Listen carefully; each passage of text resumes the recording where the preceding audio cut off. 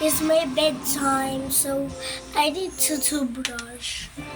Okay, let's take my hair and let's get some cap and put some water. Here, water now. And put some. He was well educated, galing sa isang buhay na pamilya.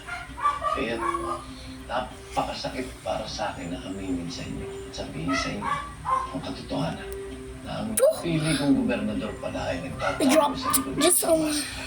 At sa likod ng maskarang yun ay ang mukha ng isang ahas. Isang ulupong na nakapasok sa pakura ng ating pamagat. Totoo ang balitang makalat na umabot sa inyo. Ninakaw ni Alvarez ang pondo ng ating It bayan dropped. na dapat ay gagamitin para sa magagandang proyekto. Ngayon sa makabilang buhay nito, sana ay maging mabala sa iba pang mga trayektor Okay, let's na may take a pasamang go. balak sa ating pamunuan. Nararapat lamang na ang papalit sa kanya ay isang taong tapat, isang taong buwalong, isang taong nakaandang ialay ang kanyang buhay para sa kinabukasan ng mga mamamayan ng poblasyon natin. Nais ko may pakilala sa inyo.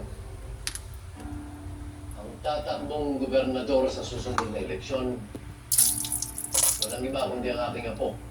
Kasalukuyan nating Mayor, Mayor Arnaldo Ardiente Torrillo. Okay, let's just go.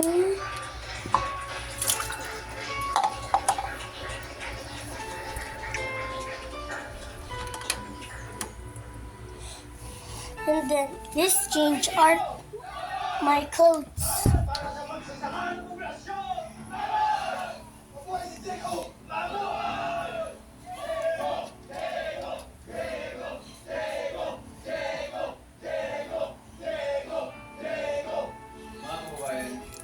Okay, don't look me.